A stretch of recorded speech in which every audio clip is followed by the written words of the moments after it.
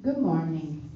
For all who are here with us at our headquarters, as well as you who are able to join us online, welcome to the World Messianic Church of America, Miracle Association headquarters, monthly appreciation service. We have gathered today to express our gratitude to God and Mishistama for the protection, help, and countless blessings we have received this past month, and to ask permission to serve the divine plan throughout this coming month. Please remain seated and pray along silently for the opening prayer.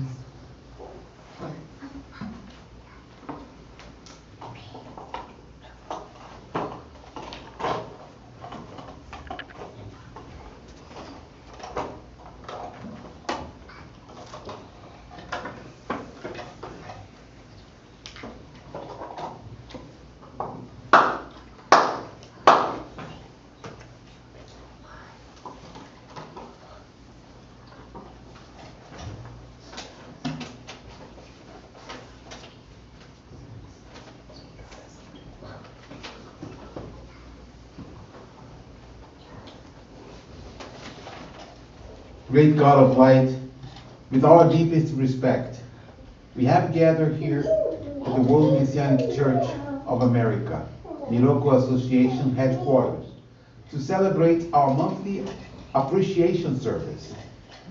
We humbly offer you our prayers of praise, appreciation for protection, help, and the countless blessings we have received this past month, and to ask for permission, guidance, and inspiration to serve in your divine work of the construction of paradise on earth. Please accept the materialization of our gratitude through our in-person and virtual presence, our monetary offering, and by guiding our relatives and friends. Please give us strength and wisdom to practice this year's guidelines in our everyday life. Helping others dedicate themselves to the construction of paradise on earth through our practices of faith is the path to our salvation. May we receive greater light and spiritual strength to realize Meshusama's ideals in our hearts, our homes, and our communities, so we become effective instruments of your divine light to bring happiness to everyone around us. May the new age of happiness and everlasting peace, where love, goodwill, and understanding prevail soon, become a reality.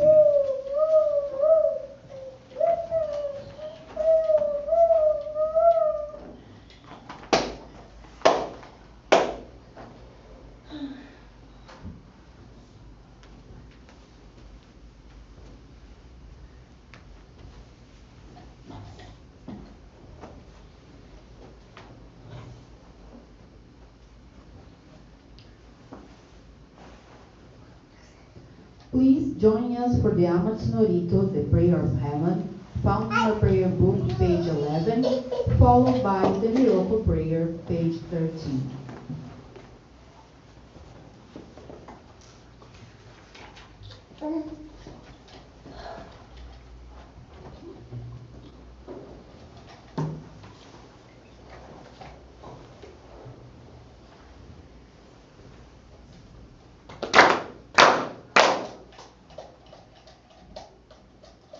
Taka amaharani kamzumarimasu Kamuromi kamuromi no mikoto mochite Suremi hora kamuri sanagi no mikoto Tsukushi no himuka no tachihana no Odo no aha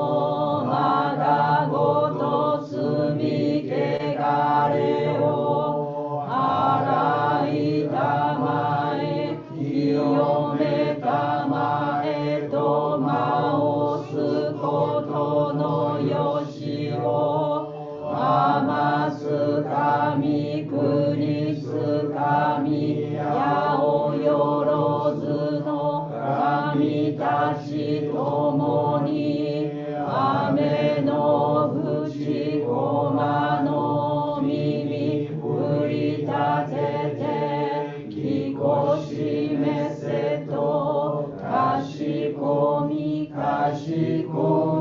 を回す弥勒大神守りたまえ咲き生えたまえ弥勒大神守りたまえ咲き生えたまえ教えみよや主の神守りたまえ咲き生えたまえ教えみよや主の神守りたまえ咲き生えたまえ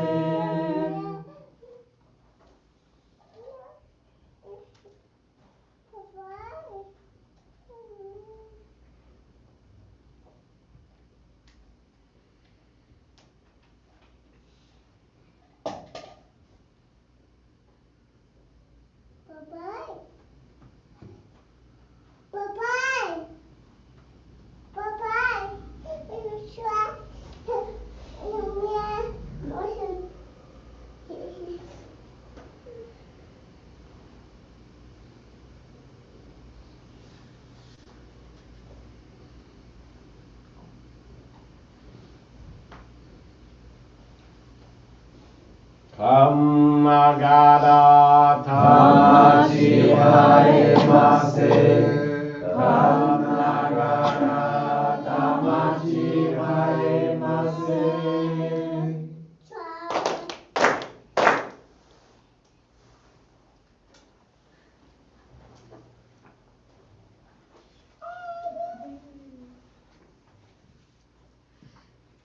Great God of light, creator and giver of all life. In accordance with your divine will, the long age of night draws to an end. Your radiant divine light, shining ever more brilliantly, awakens the dawn of the glorious age of light, a time long awaited by all of humanity. We thank you for guiding us to your divine plan, and for the privilege of channeling and receiving your ray. May our spirits and bodies be illuminated and purified as we live your truths given to us by Meishu Sama. Make us pure and effective instruments of your divine light, so that we may serve you and all those with whom we come in contact. May paradise on earth be realized with health, peace, and prosperity, and reality in our lives. Great God of light, Bless and protect us, radiate our souls with your divine light, so that we may truly become instruments of your great plan. Please be seated. We will now receive group jury.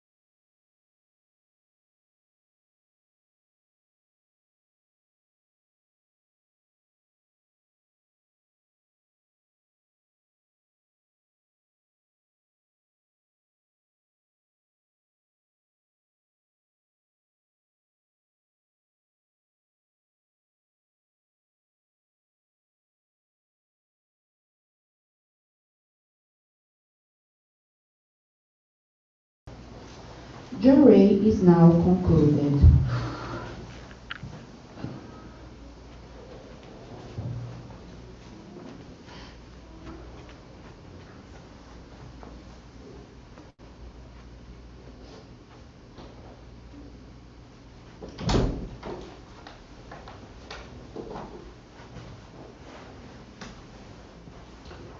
Let us listen to a teaching of Meishu Sama. A way to live. Those who guide others with kindness, love, and impartiality, no matter who they may be, act in accordance with God's will. To deceive others is the same as stealing their rightful possessions. All such acts are betrayals. Become one who can bear any hardship or misunderstanding with a smile, as though it were nothing. God trains and disciplines those who have some great mission to accomplish by giving them many lessons to learn, many difficult problems to overcome. Of them all, I think the hardest lesson for anyone to learn is the controlling of indignation at some wrong committed against oneself. An individual should realize that the more he or she experiences things that must be borne in silence, the greater the mission in life must be. When you reach the point where you can bear any injustice or humiliation calmly, without giving way to anger, you have passed the first stage of your spiritual training, the learning of self-control. Remember that God trains all those he has especially chosen through trials. So whatever irritates or offends you is his way of molding your character. This is the attitude of one who trusts in God.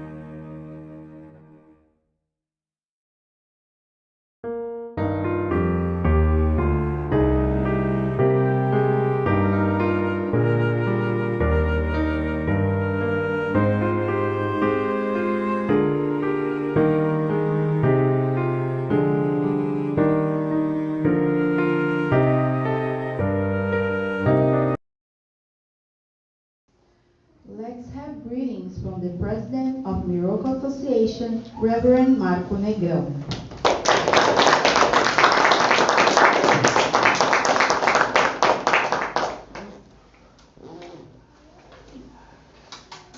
Good morning, everyone. Good morning. Thank you for attending this monthly appreciation service of our World Messianic Church of America Miracle Association headquarters, those who are attending here in person, and all those who are attending online. Reverend Romilson passed his examination. He was in Brazil. This is the highest ministerial level. And this is a major milestone for him in his religious mission, as well for us here in North America. His certificate and red ribbon, which is called FUSA, will be presented after the Paradise on Earth service, the Guarapiranga Sacred Ground.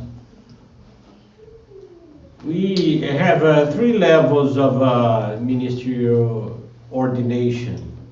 The assistant minister is called Joshi, which is equivalent to a bachelor's degree. Adjunct minister, Kyoshiho, which is equivalent to a master's degree. And the senior minister, Kyoshi, equivalent to a doctor's degree in terms of knowledge and practice of Meishu Samba's teachings. So congratulations, Reverend.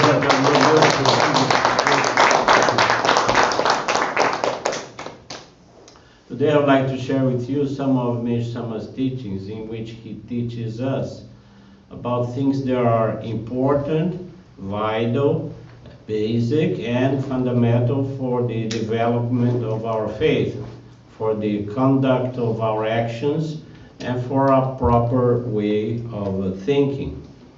First, let us recall what the guidelines for this year state. We heard that during the opening prayer. Helping others dedicate themselves to the construction of paradise on earth through our practice of faith is the path to our salvation. So I'd like to ask you, it's a question. What are our basic practices of faith? Can you give me a hand here? At least those who are present here in person. What are our basic practices of faith? Daily prayer. Jode, okay, daily prayer. Very good. Doing activities to maintain the place, I think you call it. Doing activities to maintain the dedication, like Go Hoshi, it's a volunteer, it's your service, very good. Anyone else? Nature farming. Enjoy the art and beauty, very good. So there are many basic practices of faith. Of course, our first and foremost is Jode, and through Jode, that the others are supporting activities, right? I think the service is one of them. So in today's teaching, which is called A Way to Live, we heard those who guide others. So guiding others is part of our practices of faith. Those who guide others with kindness, love, and impartiality, no matter who they may be, acting in accordance with God's will. First, I will make a parenthesis here. I just visited Texas. I was there with the Reverend Marco Rezende and Minister Rodrigo Nagase. We were in Dallas and we were also in Austin. So we present 6 Ohikari in Dallas, 3 in Austin. So it was a very productive trip. I have mentioned before that it was my second time in Texas. That in my heart I had a certain prejudice for that area of the country. And so it was important for me to visit and see people are people. People have feelings. People, there are wonderful people. There are nice people. So sometimes these misconceptions, they are inserted in our minds through media, for instance, through news, through movies, in which people are characterized as less than, or for instance, I come from a big city, São Paulo is a major city, the biggest city in Brazil, and if not in Latin America. So city people, many times they make fun or disconsider those who are from the countryside. When, because you are for instance, those who are here from New York, and then somebody that said where they were born is a place that you never heard of. Where you were born? It's a small town. Those who live locally, they may know, but those who don't, never heard of it. And then that first impression sometimes is negative. Oh, where is that? Oh, probably nothing happens over there, right? While in a big city, many things happen. So this is this feeling of not discriminating anyone, right? No matter who they may be, we will serve everyone with love, because everyone can have a chance to be useful to the divine work. And also, I have given many membership classes throughout the years. And interestingly, there were those who I was so convinced once they attend the class, oh, this person will be really active, will become active, will be wonderful instruments towards the divine plan, and not necessarily. During the classes, they expressed their passion or motivation, and made many questions to answer, whatever was in their mind, but not necessarily. And there were those who I didn't didn't have any expectation at all. In fact, I would say, wow, I don't know how much this person may contribute, because during a lesson, during a class, the person was sleeping, was dozing off, didn't seem to show any interest. But then surprisingly, that very person becomes one who guides many of friends and neighbors and whatnot. So there is no real pattern. Our mission, when we give Joe Day, is to express love, and whatever is going to happen and manifest is up to God and Meixo Sama. Right?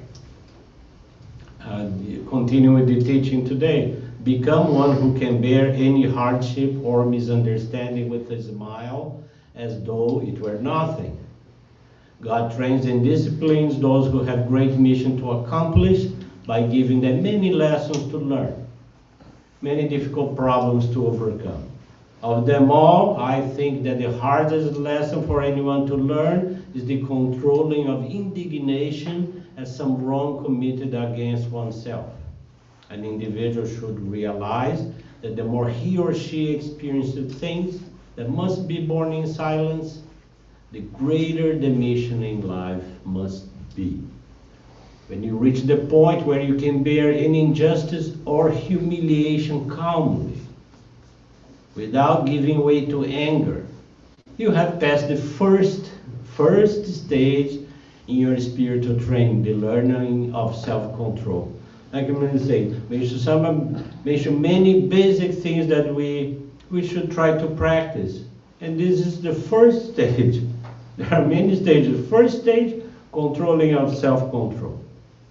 Remember that God trains all those He has especially chosen through trials. So whatever irritates or offends you is His way of molding your character. This is the attitude of one who trusts in God.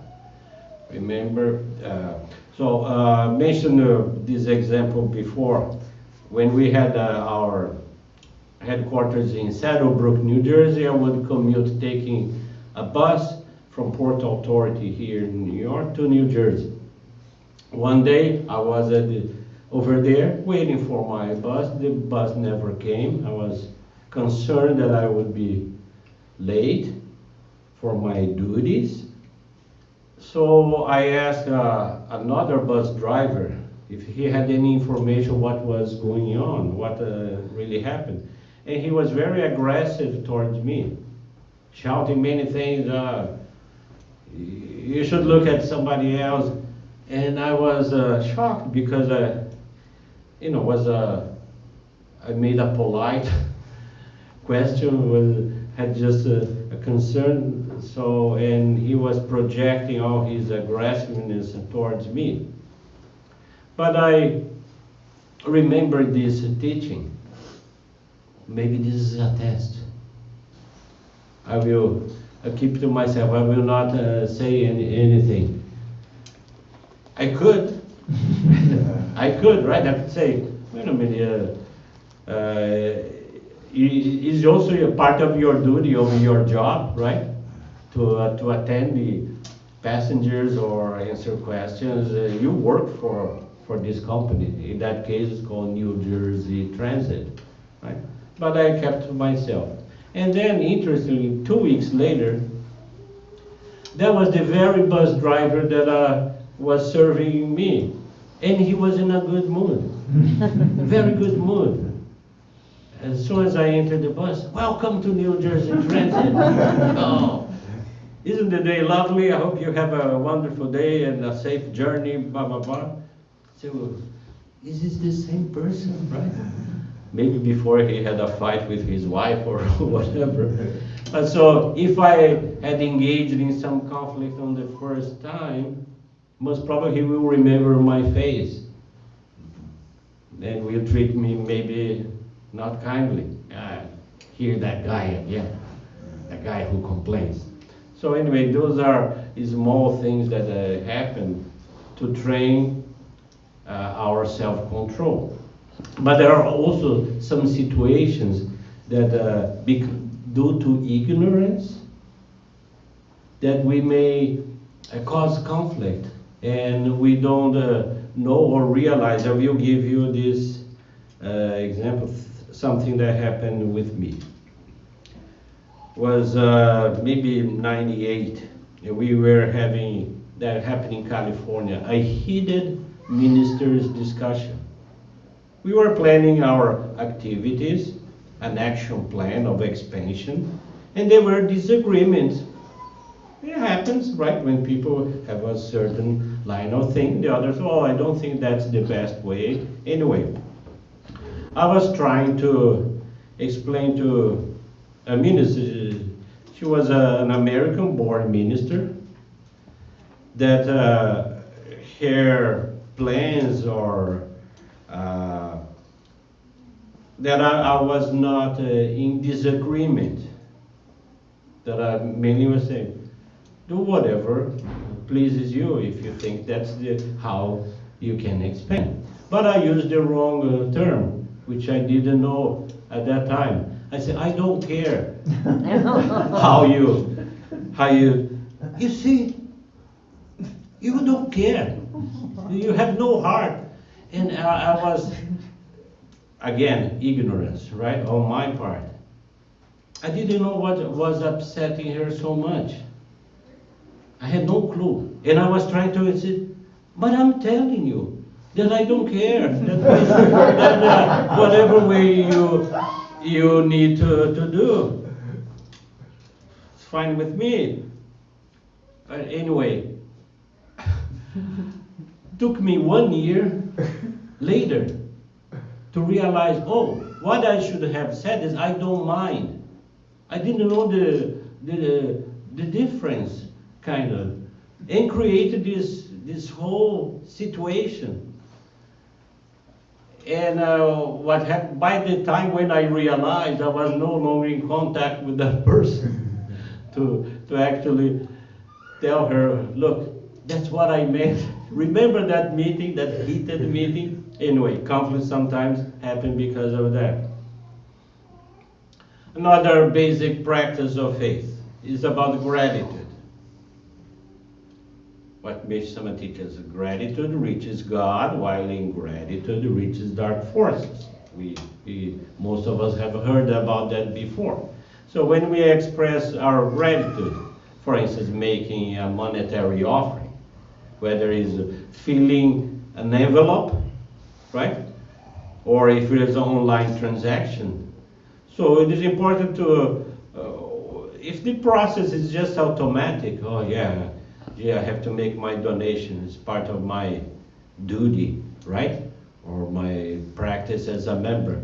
But if I don't, I'm not making a reflection.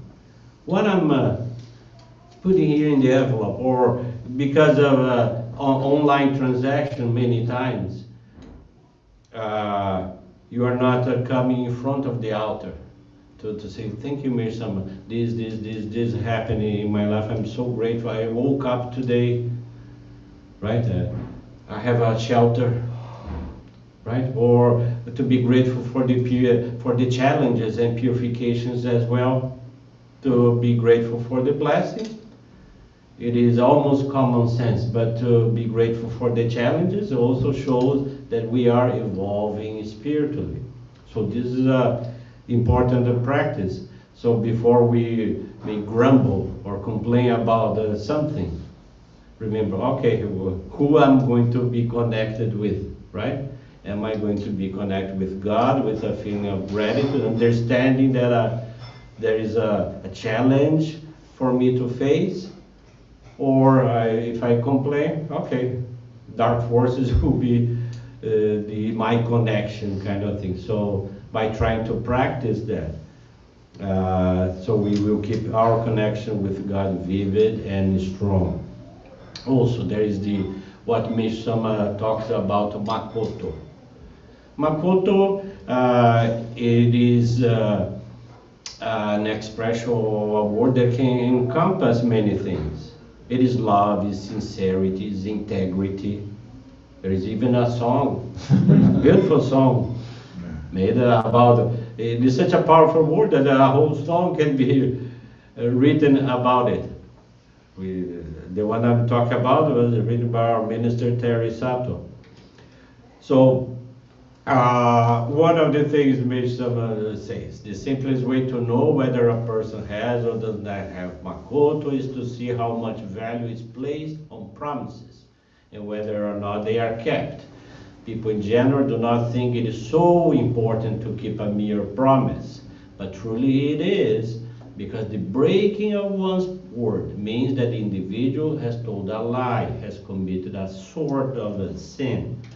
Of the various types of promises made, the one people tend to treat the most lightly is that of punctuality. One should show consideration for the person that he or she has promised to meet. If such consideration does not well up from within, it is because the individual is lacking in Makoto, and the absence of this one vitally important. Okay, it's a basic important thing. The absence of this one vitally important quality spoils one's whole being. Anyone who believes in God should do his or her best to keep promises and to be on time always. If you cannot do this, you fail a test of faith. Those who profess to believe in God should never forget this. In Brazil, foreign people that are living over there, they all have the same complaint and struggle. You see online, they share the same kind of thing. And it's part of the Brazilian culture, but not exclusively to Brazilian country. I think many Latin countries share the same kind of thing. You are invited to a party. Oh, when the party starts? Oh, 7 p.m. Oh, good. You show up at 7 p.m. The host is not ready. Oh, you came already. Oh, please sit on the couch here. I still have to take a shower and finish the things. So the first guest will start showing up at 8:30. Again, the party was supposed to start at 7, right? 8:30, and was agreed, oh, we'll be from 7 to 11 kind of thing. But they didn't finish at 11. In fact, at 11 when the party is really heating up kind of thing. So this is so common that we may understand that in the past, when people didn't have technology, didn't have proper communication, was maybe forgivable if you may think in such a way. Transportations were really inadequate, but nowadays, everyone has a smartphone. Everyone, right? So there are no excuses for people not to be on time. And I had this cultural shock in Japan as well. When I was there my first month, a party was was given to us trainees, foreign trainees. And we were told the party will be from 7 to 10. So when we got to the place where the party was said to be, everything was ready, but it was 6:45. Everything. The food was there, drinks and decoration, and I saw everybody was sitting to kind of receive us, and we were wondering, is there anything that we can help to start the party? No, the party is starting at 7. It was 6:45. So we had to wait. And then at 7, somebody with a microphone officially, right? Now, welcome trainees from a foreign country. We are going to start our party. So I was shocked, right? But that was not the major shock. The major shock happened later because we said the party will go until 10, right? So we were dancing, we were drinking and eating, having a lot of fun. And then 15 minutes before 10, we saw everybody running around, started cleaning and everything. What's going on? No, the party is going to finish at 10, right? But why? Do we have any major things happening the other day, right? The following day, right? We could extend the party as would normally happen in Brazil, for instance, right? No, but we said that, and then everything was clean, and then at 10 p.m., somebody with the microphone. Now we are finishing our party. Thank you very much for your presence. So this was a major cultural shock for me. Not coming from a culture that was structured, right, and that gave value to time. So anyway, and I was not the only one who was shocked. But that was an important lesson for me. And I think that our church, right, Meshama's Teaching Adore movement, helped many Brazilians to value that part that was inexistent in the culture. So maybe not all even Jory members, but many are, listening to that and seeing others practicing that and adjusting, adapting. I think many immigrants who come to this country also face that kind of a challenge because they are not used to. And then see down in America, many people, maybe not as much in the UK, probably there is this fame that people are even more strict towards being on time, right? But at least it's much different than Brazil, for instance. So people have to really adjust in order to not to create problems for themselves, right? To live and adjust to this society. Another teaching, Meshama talks about instinct and abstinence. That's the title of the teaching. It says one of the basic laws of life is that human beings, in order to reach a higher level of spiritual awareness, must become flexible and completely free, unbound by any part of the physical world. The tide of human events is turning, bringing in the age of a true civilization. Striving for balance must become the guiding principle for the entire world in the age of light. When I was in the San Francisco Bay Area, so I was going to visit a person, a member, active member. She was going to host a Jory gathering. And she was a Brazilian born, but was living in the United States for many years. So she learned about this as well. Things should start on time. So she was not the typical Brazilian at that time. So knowing that she had that kind of personality and approach, I knew that I had to be on time, especially, being a minister, based on talk about that. But then what happened? By the time me and my wife and one of we had our kids, one of them decided to do a diaper surprise. By the time we were just ready to leave our door. Long story short, so that delayed our arriving there about for 20 minutes. The member, yeah, minister, you always talk or is it about the time? You're late. Is this Makoto? Are you the practicing Beisama's teachings? So what I'm sharing this because Beisama talks about flexibility. So from that, my child was used to teach me about the importance of flexibility too. So we have to be strict with ourselves and flexible with others. That's very important. But there are situations, for instance, when you are late and you try to be on time, but unexpected things happen. If you take public transportation, you are counting on that particular train. The train stops working for some reason, right? If you drive, there is an accident in the highway, and you are not counting on that. Even if you plan to be decent minutes in advance, not to be late for your appointment, there are things that are unavoidable, but there's a difference in how people react to that. People that have made appointments with me, for instance, there are those who, first thing they say, Minister, I'm really sorry. I couldn't be here on time. Oh, that's okay. Are you okay?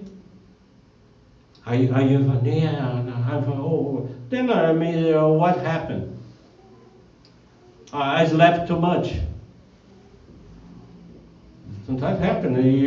You have to. You are so tired, right? You don't even hear the alarm clock. Whatever happened, or a transit situation, public transportation, whatever. And then, oh, that's okay. But there are those that before even apologizing, they come out. They are already preparing themselves for an excuse. It's not my fault. Yeah, I'm here, but it's not my fault, right? So there's this difference. Same situation, different approach. So when a person already comes with that attitude, so that gives us, kind of sour taste in your mouth, right? No, it's a simple thing. Apologize because it can happen with anyone.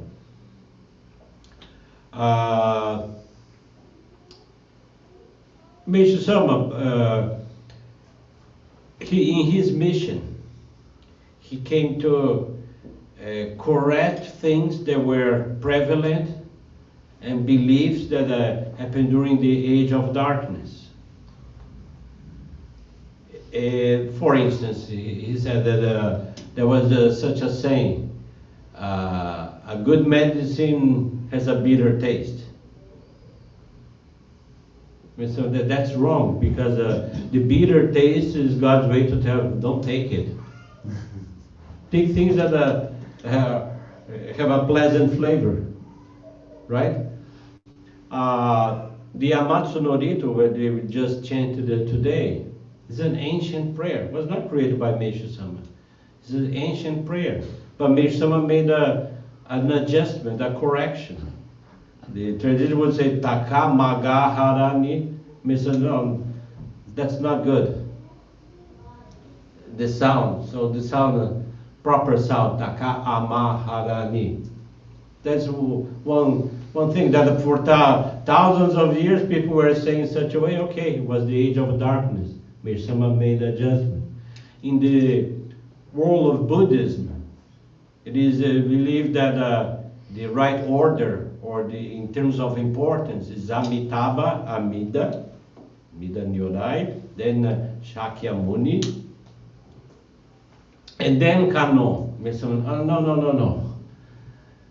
the right order in terms of important canon, Amida, and Shaka. Or there are some things, if you have to rent a conference room in Japan, you may have 3 levels. There are, here in the West, you have a gold, silver, and bronze as standards, or which one you are going to rent, right? In Japan, there is a Shochikubai, which means pine, and bamboo, and plum. But even that means to some extent, people just don't get it, right? The right order is plum, then pine, then bamboo. So there are so many things, I could go on and on, that made these corrections, or what people believe to be right, then no, this is the right order. And when we further study Meiji Sama's teachings, we see that all makes sense with this age of light. To continue, I would like to ask Minister Terry Sato to talk about our upcoming art event. Mr. Terry, please.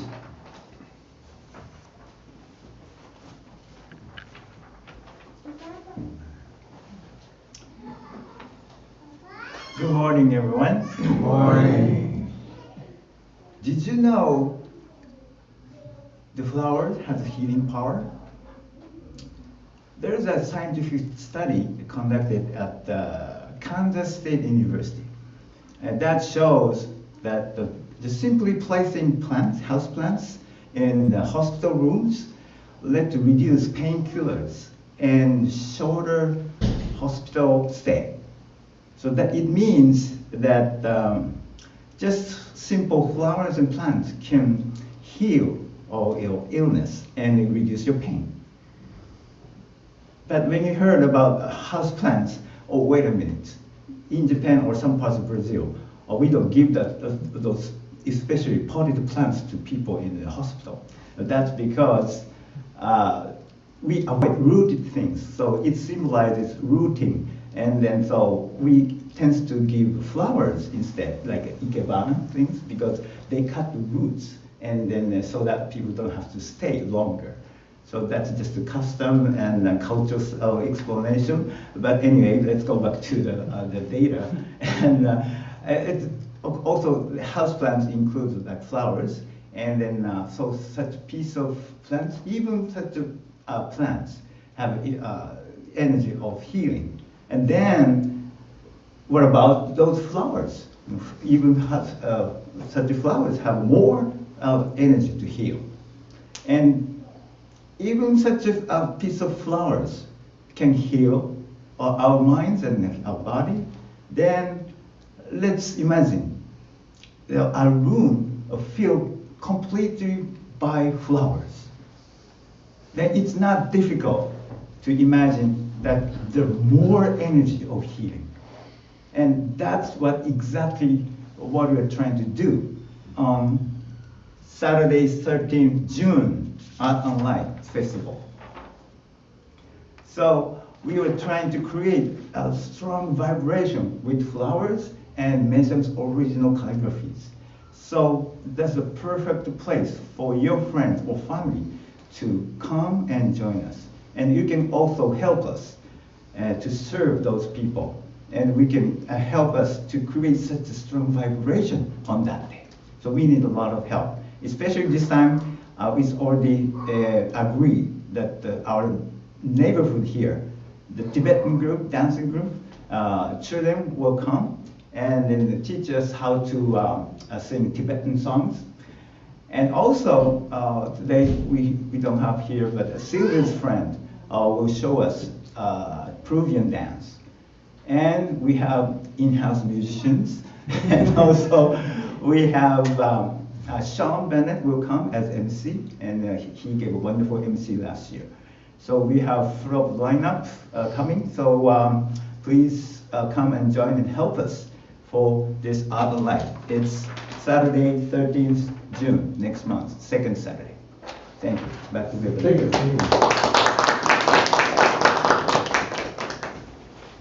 Thank you, Minister. So that's our way of practicing art and beauty, one of our columns of salvation. And that's in a major scale. That's why Meixo Sama created the sacred grounds. Sacred grounds where people can come and visit, not just Jure members. Reverend Romioso was just sharing with me. He took Uber from the sacred grounds to the airport on his way to return to the US and also visit his family members. So happened that the Uber driver, a 25 years old fellow, had been at the sacred grounds with his family, was not a member, for a picnic when he was 12 years old. When he picked up Romeo, said, "Oh, I know this place. It's a wonderful place." So that means that when the sacred ground that is open to the public, right, offers that kind of vibration.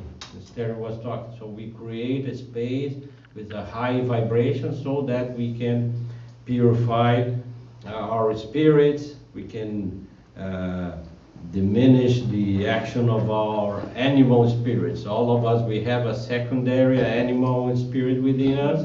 So when we are in contact with a high level of art and beauty, that animal stays in control. So our divine essence is become more active. And because we put such a value in the sacred ground, that we promote this pilgrimage. We have a pilgrimage this year to Japan, end of September, beginning of October. I'm going. Minister Nagase from California is also helping me. Minister Terry also will be there. So talk to your minister, or can even talk to me directly about details. The sooner that you start making the preparations, also financially becomes better. If you decide later on to buy an air ticket, that can be more expensive. So start creating that zoning, even if you are not certain right now. Or should I go, should not go, or what's going to happen with my job? I have to talk to my boss for permission, or to have a vacation time, or talk to a family member. We know that sometimes this is not as simple as it appears, but start with that decision. No, I want to go. I must go. Or even if you have been, you know what I'm talking about. It is so important. And because we also talk about nature farming, this important basic is a column of salvation. When we don't have a place and space to have a plot of land to do a farm or a vegetable garden, sometimes we use pots to plant herbs, for instance, and that's a way to practice nature farming in your apartment, if you live in an apartment, and also the consumption of natural foods. This time of the year is a time when many people suffer from allergies. The pollen, right? The hay fever is what it's called. There are many people that suffer a lot. And I, for about 4 years, I experienced that myself. And for those who had not just a running nose, but the eyes itch a lot. And this is what happened with me. When we had a center at the New Yorker Hotel, I made some coffee, and I put organic honey, little sweet, and as soon as I drank that coffee, I started sneezing. And then I thought, maybe this is related, because I have a sweet tooth. I love sweets and cookies and candies and many things. But I was not so sure.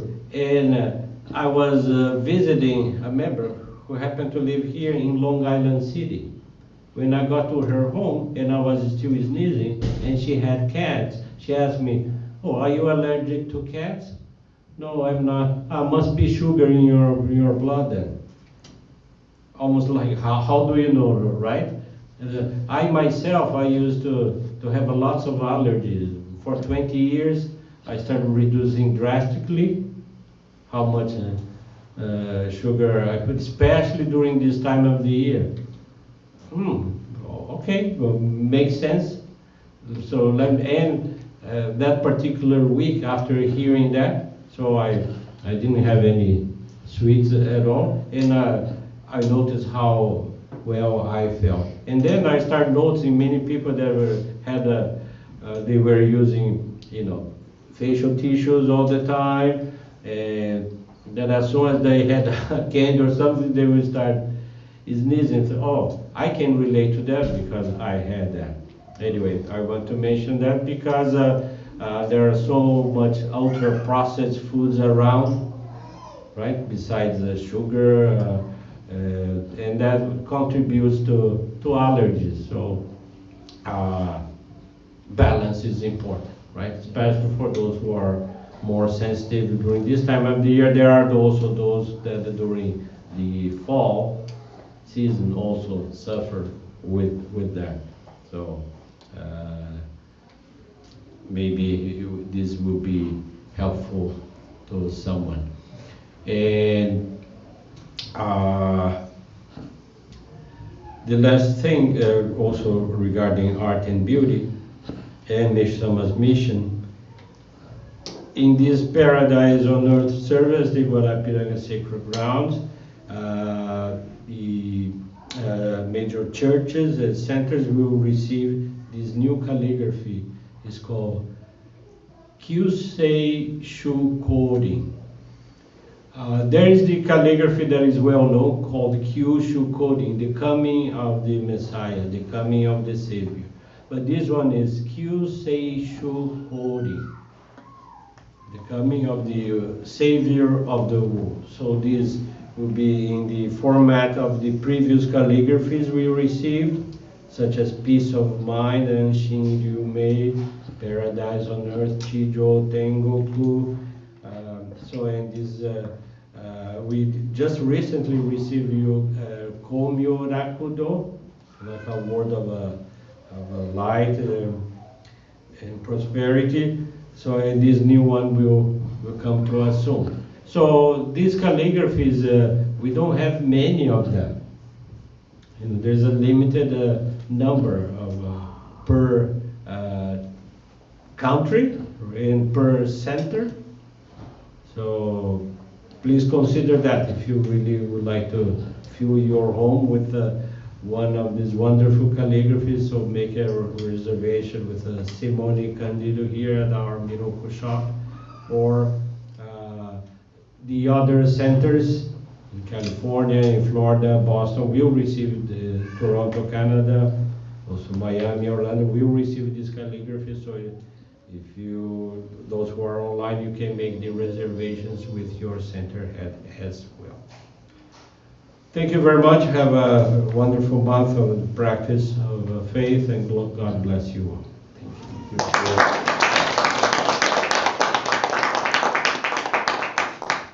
This concludes our service today. Thank you for joining us, and we wish a blessed day. Thank you very much.